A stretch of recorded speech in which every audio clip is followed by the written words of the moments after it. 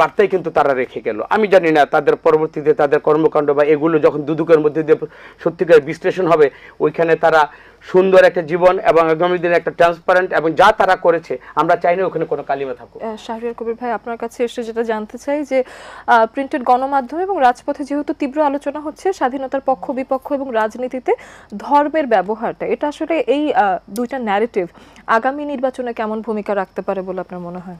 আজকে দেখেন এনসিপিতে কিন্তু 2/3 ছেলে পেলে এনসিপিতে নেই, এবং যেটা বললেন এনসিপির কাছে আমরা চাই যে আমাদের সবার যারা বয়স হচ্ছে নতুন আসবে, নতুন নেতৃত্ব তৈরি হতে হবে, এবং সেই নেতৃত্বটা হতে হবে সৎ নেতৃত্ব। কিন্তু সেইখানে আজকে যখন আপনি বলতেছেন ঠাকুর ঘরে কেড়ে আমি কলা খাই না, আপনার কাছ থেকে শুনতে চাইনি ভাই আপনি দুর্নীতি করছেন কি করেননি, আপনার সৎ সাহস আছে, আপনি রেজিগনেশন দিবেন, এন্টি করাপশন কমিশন ইনকোয়ারি করবে। এবং আপনি প্রথম জিনিসটাই ভুল করছেন, প্রথমে আপনি যখন ছাত্র অবস্থায় ছিলেন তখন আপনার একটা ইনকাম ট্যাক্স আপনি রিটার্ন দাখিল করছেন।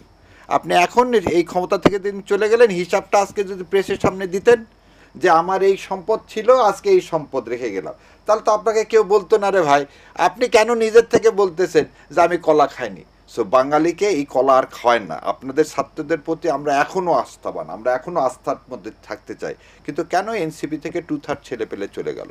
কেন আজকে এনসিপি এত এখন এনসিপি ওনাদেরকে অন করতে চায় না। যেমন গতদিন আমি একটা ইয়াতে গেছিলাম, সেখানে বলে যে এই মাহফুজ আরিয়া এরা এনসিপির না, তাহলে এরা কি ওনারা আজকে পদত্যাগ করছে, কালকে সেটা বলবে। দ্বিতীয় কথা শোনেন, নির্বাচনের আগে একটা অ্যাডভার্টাইজ দেখানো হতো যে ভোটের আগে গেলে বলে এই ভোট দিয়ে এসে বলতেছে ফস করা পানি দাও, পানি দিছে, পানিটা খাইছে, যে পানি স্বাদ নাই, তো সেই পানি দিয়েছেন কেন? ওই যে শব্দ হয় ফস করে ওই শব্দ, তো ওটা ভোটের আগে পাওয়া যায়, ভোটের পরে পাওয়া যায় না। তার মানে হচ্ছে ভোট দিতে যাওয়ার আগে তাকে 7 আপ বা পেপসি খাওয়াইছে, 7 আপ খুললে একটা শব্দ হয় না। তো এটা কেন করা হয়? যদি আপনাকে শাসন করতে চাওয়া হয়, আর যদি আপনাকে আমি সেবক হতে চাই, আমি যদি দেশকে ওন করি, দেশকে সার্ভ করতে চাই, তাহলে আমাকে কি করতে হবে? পানি আগেও যেটা তিতা খাইছেন ঘুরে এসে ওই তিতা খাবেন। না হলে বলতে হবে কি, যেমন আপনাদেরকে একটা উদাহরণ দিই, ভারতের রাষ্ট্রপতি মুরারজি দেশাই বলল 67 সালে যে দেখো এবারে উত্তরপ্রদেশে ফসল হয়নি, আমি একদিন রোজা রাখবো, হিন্দুদের তো রোজা নাই, সে বললো উপোস আছে, উপোস থাকলেও তারা পানি ফলমূল খায়। উনি বললেন না কিছুই খাবা না, একদিন করে আমরা সবাই না খেয়ে থাকি, তাহলে দেখো আমাদের এখানে কেউ খাদ্যের ঘাটতি হবে না। একই জিনিস ইউসুফ আলাইহিসসালামের সময়ও হয়েছে। সো এই উদাহরণটা এই জন্যই দিলাম, আপনি যখন দেশকে ওন করবেন তখন আপনার যা আছে তাই নিয়ে। আজকে যেমন কথা উঠছিল কি যে ইন্ডিয়ার সাথে সম্পর্ক খারাপ করলে আপনি ক্ষমতায় যেতে পারবেন না, এদেশে দুর্ভিক্ষ হবে, মানুষ চিকিৎসা ছাড়া মারা যাবে, কারণ আমাদের নাই কথাতে তো চিকিৎসার জন্য যাওয়া হতো। গত 1 বছর এদেশে হাসপাতালগুলো এবং ডেভেলপ করছে, এদেশে কি মানুষ চিকিৎসার অভাবে কেউ মারা গেছে, দুর্ভিক্ষ হয়েছে না। আর ধর্ম নিয়ে যে কথা বললেন, শোনেন, ধর্ম না, 90% দেশের মানুষ, এদের আমরা 2 ভাই বললাম, একসাথে আমরা নামাজ পড়লাম, কেবলা আমাদের এক, নবী এক, রসুল এক। এই যে ধর্মের কথাটা বলতেছেন, এটা হচ্ছে কিছু তৈরি করা। কি শোনেন, আজকে আল্লাহ সুবহানাহু ওয়া তাআলা কেন কোরআনে বললে ফারাজের কথা, বাংলাদেশে 90% যা মামলা হয় জমি জমা নিয়ে সে 2 ভাইয়ের মধ্যে হয় বা ভাই বোনের মধ্যে হয়। বোনের হক নষ্ট করছে, বোনের জমি দেননি, বোনে যে জমি পায় না, অর্ধ বিয়ে সব জমি দিব না বলে 2 ভাই খাওয়া শুরু করছে, এই নিয়েই কিন্তু মামলা হয়। এর সাথে কিন্তু ধর্মের কোনো ব্যাপারটা কিন্তু না। ধর্ম বলছে তোমাকে মেয়ে হলেও তাকে তোমার পোর্শনটা কি করতে হবে, দিয়ে দিতে হবে। সো আজকে বিএনপি বা জামাত ইসলাম, শোনেন, বাংলাদেশে এলএফওতে ছিল ইসলামী ভিত্তিতে কনস্টিটিউশন করতে হবে, ইন্ডিয়া সেই কনস্টিটিউশন করে দিল, একটা সমাজতন্ত্র ধর্ম নিরপেক্ষতা নিয়ে আসলো। শহীদ রাষ্ট্রপতি জিয়াউর রহমান প্রথম বিসমিল্লাহির রহমানির রহিম আল্লাহর উপর বিশ্বাস এই শব্দটা আমাদের কনস্টিটিউশনে ঢুকালেন।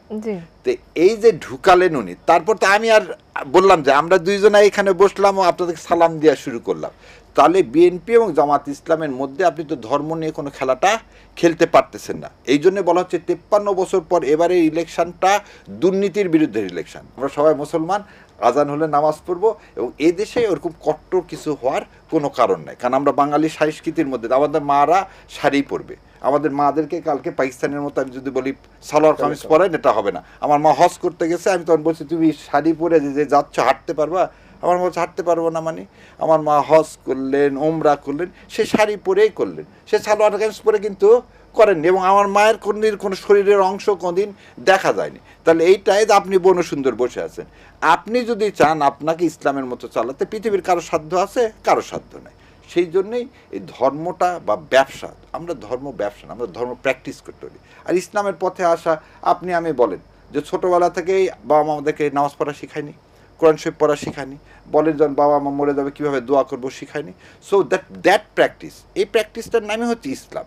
আর ধর্মের ব্যবসাটা কি হবে, যেটা হচ্ছে শেখ হাসিনা করছে কি 96 সালে, একটা তসবি নিয়ে আর হচ্ছে মাথায় একটা হেজাব নিয়ে নামলো, পট্টি দিয়ে। দ্যাট ইজ কল কি, দ্যাট ইজ কল কি ব্যবসা।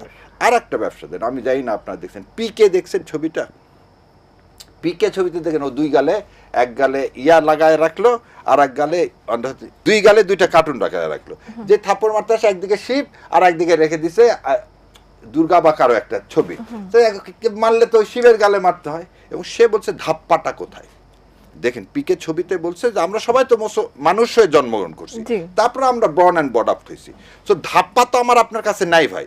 সো ধাপ্পাটা মানে কি, প্র্যাকটিস যদি করব যেটাকে যে বিশ্বাস করে, আর যদি বিশ্বাস না করে এটাকে যদি আমি অন্যদিকে ঘুরিয়ে নিই, কি ঘুরিয়ে নিই, যে এই দেখেন ক্রিসমাস এখন ব্যবসা হয়ে গেছে, ক্রিসমাস এখন মানে 31-এ যে ব্যবসাটা হয় সারা পৃথিবীতে, এটাকে আপনি একটা ব্যবসার জায়গায় নিয়ে গেছেন, সার্বজনীন ব্যবসা। সেটা তো ধর্মের সাথে কি সম্পর্ক? আমার এই ঈদের সময় আমি নতুন জামা কাপড় কিনবো না, এটা কি আপনি বলবেন ব্যবসা?